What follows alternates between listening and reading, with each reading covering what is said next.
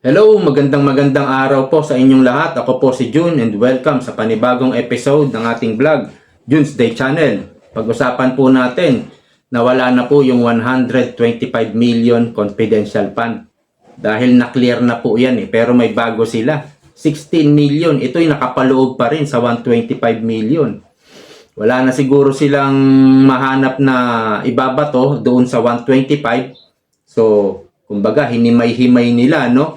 Pero bawal po yan dahil confidential nga yan Kaya lang, andyan si Speaker Tambaloslos, kaya pwede nilang gawin yan.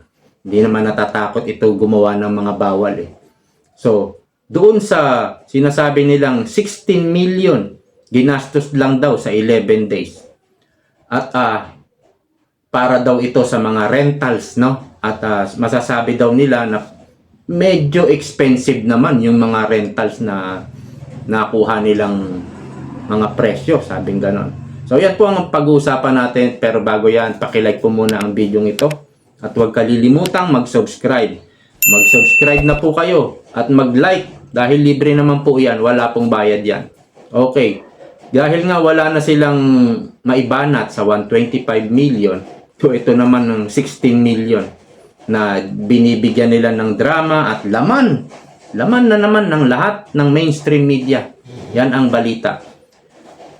Alam niyo po, yung confidential fund, hindi naman yan lingid sa ating kaalaman na ginamit ito sa mga terorista. No? At dito sa tatlong bugok sa Kongreso, si Castro, Raul, at si Brosas. Tinitignan nila, sinesurveillance nila yung tatlo na yan kung gaano ba kalawak yung connection niyan sa mga terorista, sa mga NPA, no? Kung matatandaan natin, baka hindi nyo alam, noon pong nag-umpisa ang Duterte administration sa pagsugpo dito sa mga teroristang ito, nagtayo ng NTF-ELCAC, di ba? Noong bumaba na si Pangulong Duterte 2022. Naglabas po ng report ang NTF-ELCAC. 90% po ng mga NPA na nasa bundok at mga nakakalat sa buong Pilipinas. 90%. Yung iba dyan, napatay na ng mga sundalo. Yung iba dyan, doon sa enkwentro, napasuko. Dahil yung iba naubusan na ng bala, yung iba naman wala nang makain dahil ilang araw na silang naghahabulan Wala nang makain, napilitang sumuko. So yung iba napilita na napatay, yung iba sumuko, at yung iba kusang bumaba dito sa Kapatagan, no? Sa syudad at sumuko at nagbalik loob sa gobyerno at nagbagong buhay. 90%. Kaya ang natitira na lang nung umupo si Marcos Jr., 10% na lang 10% na lang po. Alam natin, ang mga terorista, ito'y sagabal sa paglago ng ekonomiya at pag-unlad ng ating bansa. Sobrang sagabal po yan dahil nagkakandak yan ng mga pasabog dito, pasabog doon, terorista nga sobrang sagabal din yan sa mga investors, lalo na mga foreign investors. Sa paglago ng ekonomiya, talagang malaking problema ang terrorism. So, kaya nga, sabi ni Marcos Jr., ipagpapatuloy daw itong NTF-ELCAC. Pero, may nababalitaan pa ba kayo na nagkaroon ng enkwentro ang NPA sa kasundalo? May balita pa ba tayong nasagap na ganon? Parang wala na. May nabalitaan pa ba kayo na may sumuko galing sa bundok? O kaya miyembro ng Gabriela, ang mga ACT teachers? Noong panahon po ni Pangulong Duterte, at kahit na wala na si Pangulong Duterte, Marcos administration na napapanood natin sa SMNI. May mga sumusuko, ini-interview nila Kibuloy, ini-interview nila Ka Eric, nila Badoy. Di ba napapanood nyo yan kauupo lang nun. mga unang taon ni Pangulong Marcos Jr., may napapanood pa tayo eh. May sumusuko na eh. Talagang malapit na masugpo eh. Malapit na masugpo itong terrorism. Now, dito po sa rentals naman na sinasabing parang masyado namang mahal yung mga paggastos na yan within 11 days. Actually, hindi naman talaga 11 days na gastos yun eh. Parang gumawa ka lang ng kalye, no? Kunyari, may project, no? Kalsada. Yung pag-release, 11 days nagawa yung pag-release ng pondo. Dahil December na, inirelease ng DBM eh. Inirelease ng Office of the President. Yung pondo po na yun galing sa Office of the President. Hiningi ni VP Sara. At alam niyang kaya niyang gastusin kahit sa maikling panahon. Kaya ka humihiling ng project dahil mayroon ka ng plano eh. 'Di ba? Halimbawa, may itong project ng yung tren sa ilalim ng lupa, subway. Bago ka humingi ng pondo, bago mo pondohan yan, may plano muna. So parang ganoon din sa kalsada, no? May plano na yan bago pondohan, no? Ang pag-release niya isang bagsakan lang. Actually, yung 11 days siya na-release, pero hindi siya 11 days na ginastos. Yung sa kalsada, pag-release ng pondo, gagawin pa yun, hindi pa gagastosin lahat yun. Yung general contractor na ang may hawak ng pera noon. So, kailangan ma-accomplish, matapos yun. No? Pag hindi natapos yun, there is a corruption. Okay? So, sa mga sinasabi ng mga tambaloslos sa Kongreso, sa Kamara, wala naman silang sinasabing pagnanakaw. Parang ganun din po yun sa 125 eh. Ginastos ng 11 days. Ito ganun din po. 11 days. Now, sinasabi ko nga sa inyo, ito po ang tinatrabaho nito, terrorism talaga. Terorista. No? Ang confidential fund, intel funds, gumagamit po yan ng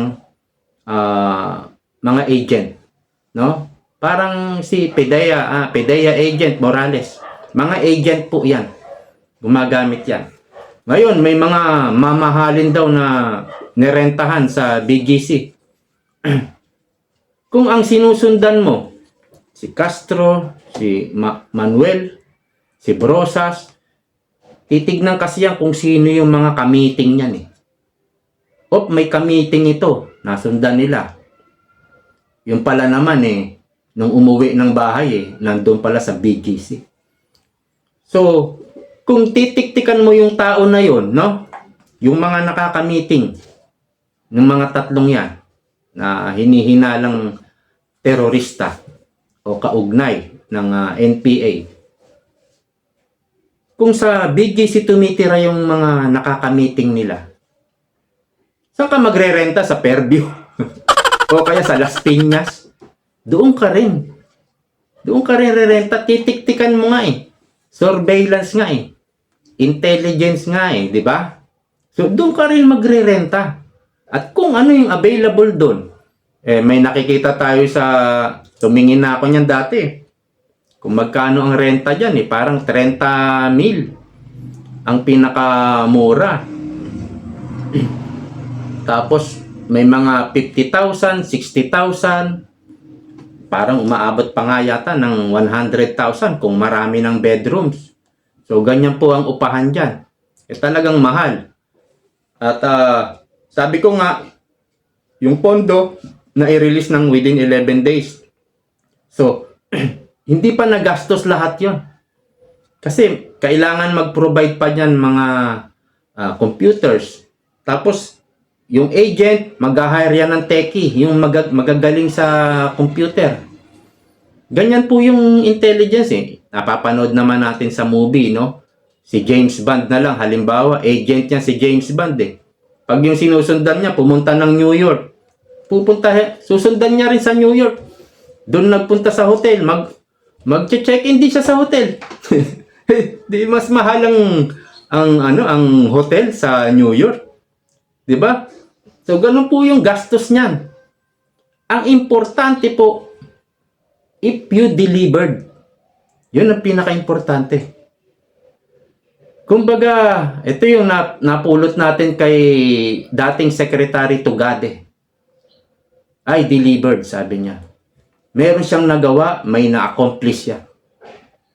Pagdating sa paggastos sa pondo ng bayan, ihalimbawa natin si Marcos Jr. Si Marcos Jr. na lang. Huwag na natin banggitin yung birthday niya na gumastos daw ng 100 million, yung 50 million para lang sa Duran-Duran. Huwag na natin banggitin yon. Birthday niya naman eh. Sabi, regalo daw yun. Bawal din yun eh. Tatanggap ka ng regalo, bawal din po yun. Si Pangulong Duterte nga, binigyan ni Apollo Kibuloy ng bahay, di ba? House and lot. Sabi ni Apollo Kibuloy, pagbaba mo, ito ang bahay para sa'yo. Dito ka mamahinga. Yung maayos-ayos naman na bahay kaysa yung bahay nila sa Davao, no? Eh, may umalma agad doon. Ay, bawal yan. Bawal tumanggap ng sa private. Bawal daw tumanggap. Ang sabi nga pagbaba eh. Pagbaba, ibig sabihin, hindi na siya presidente nun. At may mga regalo sa kanya, mga Rolex, di ba? Dahil gusto niya, pangarap niya yung relo. Mahilig din siya sa relo. Tinitingnan niya lang si Gordon. Yung Rolex ni Gordon. Masaya na siya kung siya titingin ng relo. Masaya na siya. Kasi nga, yung mga relo na nila Pacquiao na Rolex, mga 20 million. Ganun ang presyo. Anyway, so doon po sa sinasabi kong ang paggasto sa pondo ng bayan ay depende kung may napala ba sa'yo. May napala ba sa tinrabaho mo ang taong bayan. Halimbawa na nga lang itong si Pangulong Marcos Jr. Yung kanyang mga biyahe-biyahe. Alam nyo, bawat biyahe, kada biyahe ng Pangulo, hindi bababa sa 100 million ang mga gastos niya. No? Okay lang kung may atin siyang summit ganyan. Pero meron siyang inatinan dati sa Switzerland, naalala nyo? World Economic Forum, manghihikayat daw ng mga investors, foreign investors. Kasama niya pa yung mga oligarko. Lahat ng delegasyon, mga gabinete, kasama, pati media, thinking Pinoy niya, kasama rin eh. Kasi nag-vlog siya nung araw na nandoon yung mga Malacanang eh. Andun siya eh. Ibig sabihin, kasama rin siya. So, nandoon na tayo, no? Gumastos ang Pangulo. Sabi ko nga, hindi bababa ng 100 million ang gastos kada biyahe ng Pangulo. Meron pa nga akong naalala, no? Yung mga world leader, pag nag-dinner yan, ang gastos niya milyon. Dinner lang yan, ha? Bakit ka mo? Sa tip pa lang. Tip. May mga parang kaugalian doon na ang mga nagtitip doon, talagang malakihan ng tip doon. Dahil ang kumakain doon, mga hari, reyna, mga world leader. Ha? Naalala ko lang yung panahon ni Pangulong Gloria Macapagal Arroyo. Napansin, parang inatake. Binati ko si Pangulong Gloria dyan. Na ang tip nila 1 million. Nag-dinner sila, ang tip 1 million. Ganon din po ngayon yan. Baka hindi lang 1 million. Nasa 2 million, 3 million. Tip pa lang yun. Ganon po ang gastusan ng pagbabiyahe ng mga Pangulo. So, ang tanong nga, did he deliver? Mayroon ba siyang na-accomplish? Mayroon bang mga foreign investor na nagpunta rito sa Pilipinas at nag-invest sa kabila ng milyon-milyon na ginastos? Ito po Switzerland pa lang. Switzerland pa lang. Nagpunta rin siya, di ba, ng Washington. Kinausap niya si Biden. After ng pagkakausap niya kay Biden, meeting nila, ganun din. Pumunta rin siya sa mga economic forum. Naghikayat din siya ng kapag ang oras umaandar din ang gastos niyan eh. Kung talagang ang pakay mo makipag-meeting kay Biden, after that, pwede ka nang umuwi. no? Less expenses. Makikipag-forum-forum daw. Di gastos. Habang pumipitik ang kamay ng relo, pitik din ang gastos niyan eh. Kasama mo buong delegasyon eh. Pati media eh. May nahikayat ba mga investor sa US? Wala pong nag-invest. Magtatatlong taon na si Pangulong Marcos. Ang dami niya nang napuntahan, ang dami ng forum-forum, ang dami ng paghihikayat. Itong huling niyang biyahe sa Laos, may pledges ba? Kahit pledges, wala eh. Dati, at least may pledges eh. Diba? Maatikabong pledges, ang daming pledges. Milyon-milyon, bilyon-bilyon. Pero yung pledges na yun, pledges pa lang yun eh. Paunang ano yun eh, paunang plano yun eh. Dapat yun pinapalo up, no?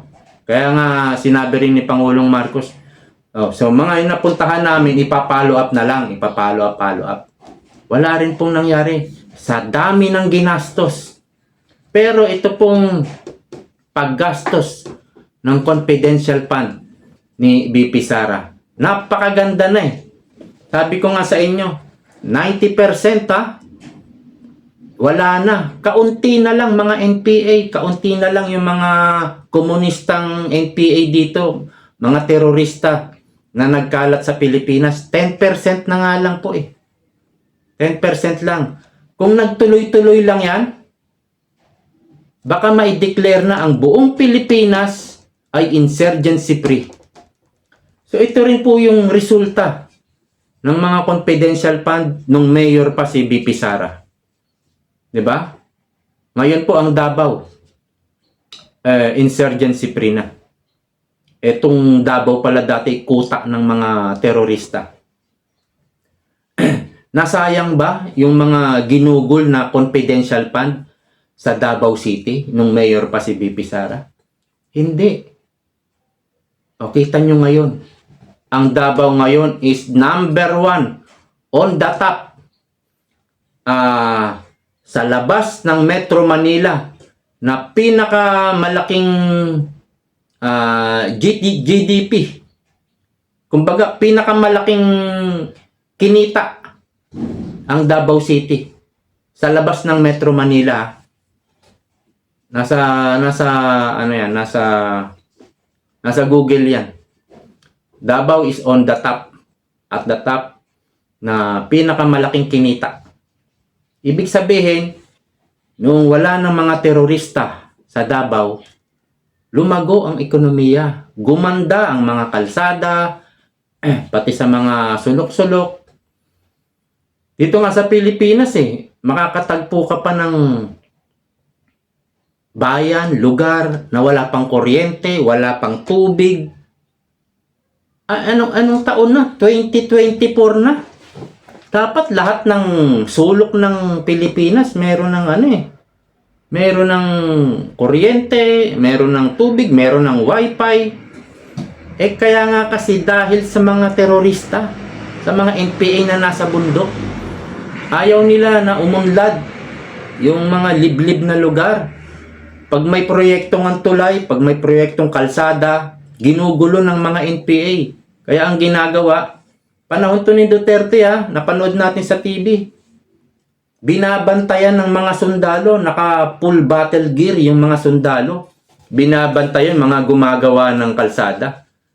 Kasi guguluhin ng mga NPA. Ayaw nila nun. Ayaw nila nang ma-develop yung lugar na yon. Ayaw nilang magkaroon ng magandang kalsada ron, eskwelahan, ospital, o kahit clinic. Guguluhin nila yon. Dahil gusto nila mapanatili yung bayan na yun na mahirap para continuous yung kanilang pagre-recruit. Halimbawa, nagka-enkwentro, may namatayan sila, continuous yung pagre-recruit nila. Kasi nga, mahirap ang buhay. Alam nyo, ganyan po ang nangyayari ngayon. Walang mga proyekto, yung mga pagtugon sa mahihirap, sa mga nagugutom, walang konkretong programa. So parang pinananatili nila yung baha, ayaw nila solusyonan yan. Yung mahihirap, ang ginagawa, ayuda. No? Ayuda. pansamantalang pantawid gutom. Kumbaga, yan lang. Alam natin, hindi aasenso yung mga mahihirap dyan eh. Tayong mga mahihirap. Kahit nga mga middleman na, middle class, bumabagsak na rin eh. Bumabagsak na rin po yung mga MSME, yung micro, multi, small and medium entrepreneur. O basta yun na yun. So, ang sinasabi ko, pagdating sa paggastos ng pondo ng bayan, it doesn't matter eh. Kung medyo mahal ito eh. Kung medyo mahal yan. Ang problema yung may natapos kang, may na-accomplish ka. May natapos kang trabaho. 'Di ba? Konti na lang, 10% na lang eh. Yan ang report ng NTF-ELCA nung bumaba si Pangulong Duterte. 10% na lang, Marcos Jr. ang tatrabahuin mo tungkol sa terorista. Lahat ng bawat sulok ng Pilipinas, malalagyan mo na yan ng kuryente. Walang gugulong mga NPA, walang mga magpapasabog dyan. Yun ang yung terorista talaga, yun ang kalaban ng Pilipinas sa paglago ng ekonomiya at pag-unlad ng bansa. Nandyan talaga, isang malaking problema yan na dekada na, magwa 100 years old na nga yata eh. Yung problema na yan eh. So, gigil na gigil si BP Sara dyan, nagsalita pa siya eh. Dapat matapos na to. Nung chairman pa siya o vice chairman siya ng NTF-ELCA. Gusto niya tapusin na talaga eh. Siguro humanap ng paraan itong mga komunista, mga nasa Congress. Baka kinausap si Tamba. Si Tamba naman nag-ambisyon. Nang pinatanggal talaga itong confidential fund dahil ramdam nila Castro eh. Babagsak na sila eh. Ramdam nila. Ngayon, nagpapalakas sila. 'Di ba?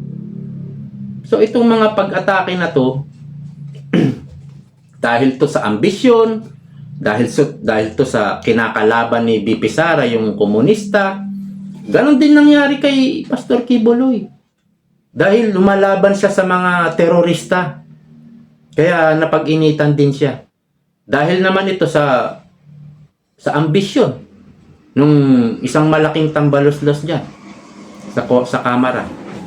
So ang lahat ng yan paninira. It doesn't matter po. Huwag kayong maniniwala sa mga drama nila na 11 days lang ginastos ganito.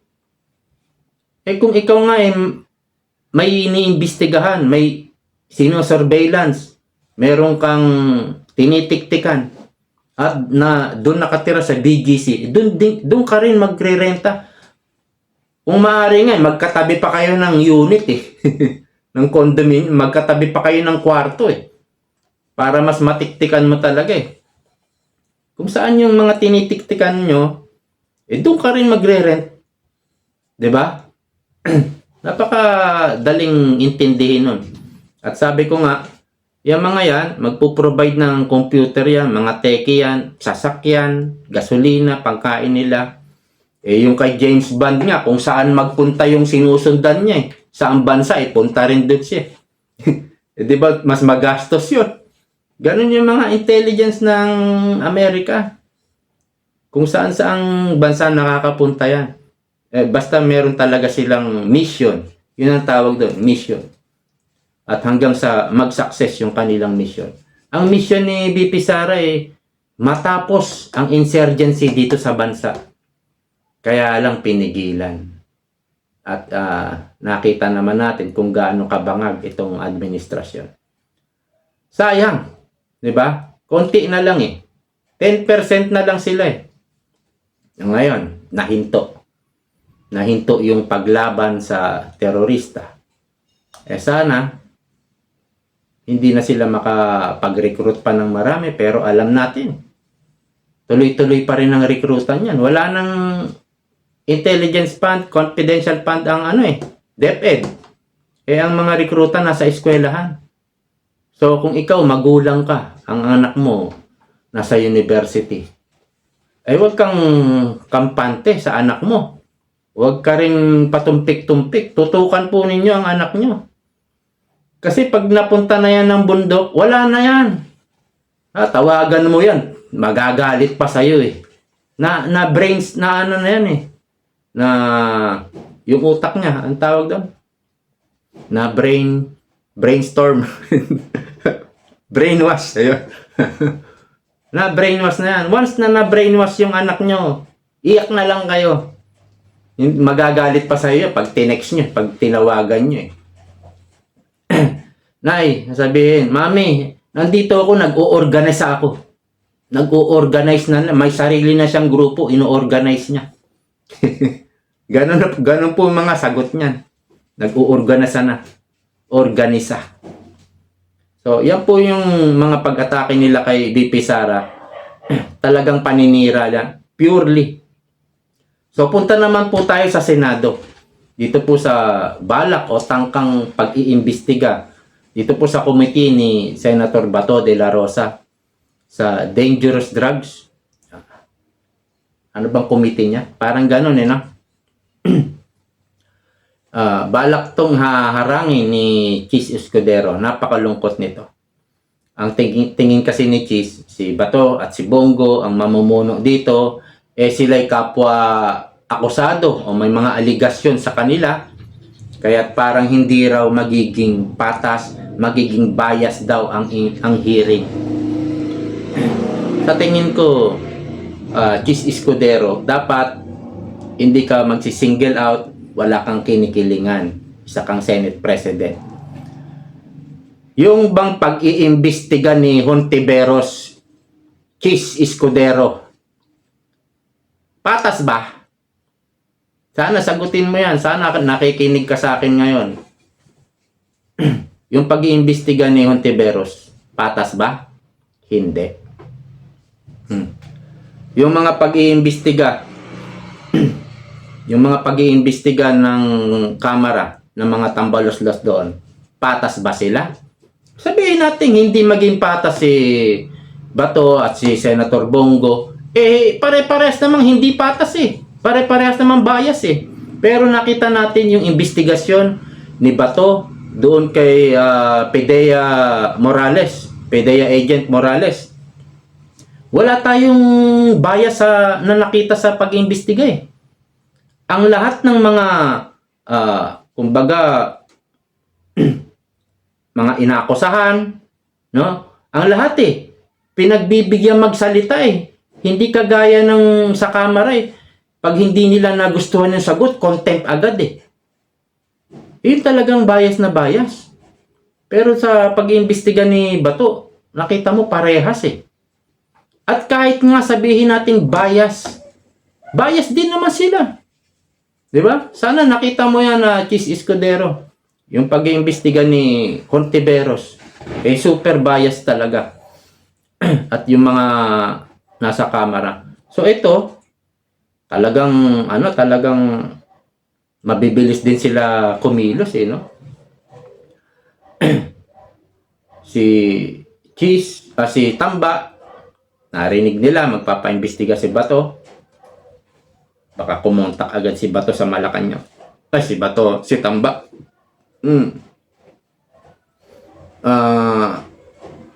Ano ba pangalan nito? Lam. Penguin ako. Sabi rin nga, Penguin. Magpapaimbestiga si Bato. Kailangan matigil yan. Pakilusin mo si Chis. Ganun yan. Senate President eh. Nung nakaraan lang, magkasama sila. May picture sila eh. Senate President Chis, saka si First Lady. Di, kinontak agad si Chis. Nagpa-press conference agad. Nasa Sorsogon. Yan. Yan ang sinabi ni Chis. Kumbaga, tinawagan na raw. Tinext niya si Senator Bato. Hindi pwede, ganyan. Kasi magiging bias sa paningin ng mga tao. Hindi magiging patas ang ano. So, pinigilan agad, no? Bakit? Bakit nila pinigilan ito? Bakit sila takot na takot? Kasi pwede nang mag-invite dito yung mga in-invite ng Kamara sa Quadcom. Yung mga galing sa kulungan, yung taga-DepEd na si Mercado, si Garma, yung isa pa, yung sa textbook na babae, lahat yun pwedeng ipatawag.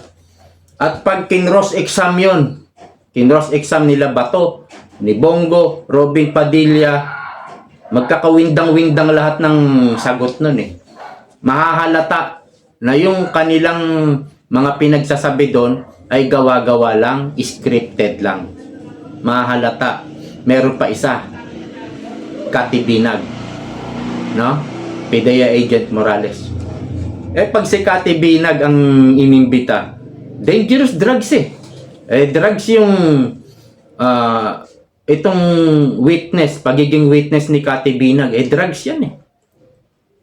Pwede niyang sabihin sa Senado, nakita niya yung presidente mismo, si Lagdameo, si Ayala ba? Ano bang Inigo Sobel, yan yung mga magkakasama habang sumisingot.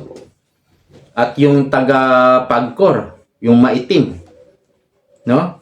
At si Kati Binag ay may hawak na USB, no? Kaya ito, gagawin nila lahat. Maghuhurumintado sila doon sa Senado. Wag lang matuloy itong investigasyon na to. Sasabog sila lahat eh. O sino pa bang pwedeng ipatawag? Yung yung parang anong tawag nito? Parang Indiano. Yung kausap ni Lam, saka yung sa PDEA Leaks, yung na-stroke nung investigasyon ni Bato, biglang na-stroke, nagkaroon ng picture sa sa St. Luke's. Si Kumar, pwede na ipatawag 'yon. 'Di ba? Marami pang pwedeng ipatawag eh.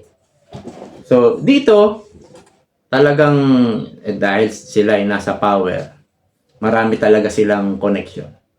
Pero kung ikaw, Chis Escudero, wala kang ambisyon maging pangulo.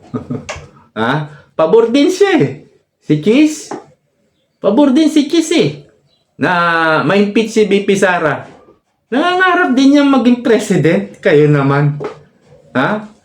Hanggat nandyan si BP Sara, wala silang kapag-pagasang manalo. Wala. Tahimik na si Cayetano, ano rin yan. Nag-aambisyon din yan. Ganon din si Chase. Kaya kaya okay lang sa kanya, kampi siya. Kumampi siya na ma-impeach si BP Sara. Naghahangad din yan. Baka kala nyo 2028 mag-file yan eh. Tatakbong president. Vice President si Cayetano. O kahit sino. Akala nyo mga tahimik yan. Wala namang wala namang eleksyon na dalawa lang ang tumakbo sa pagka-presidente. Yung iba ay kumbaga hindi tinanggap ng COMELEC, no? Nuisance candidate. Wala, yung dalawa lang ang naglaban, wala.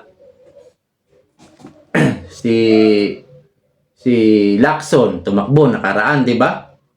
Hindi na ba siya ulit tatakbo? Pwede pa rin siya tumakbo kung gusto niya. So, magugulat kayo kung sinong tatakbo niya sa 2028 kung hindi siya tumutulong. Kumbaga, kumakampi siya, hinahayaan niyang ma-impeach si BP Sara. May pangarap din po yan. So, ganyan po ang mga nangyayari ngayon sa ating bansa. So, hanggang dito na lang po. Maraming salamat sa panonood. See you po next episode. Bye-bye.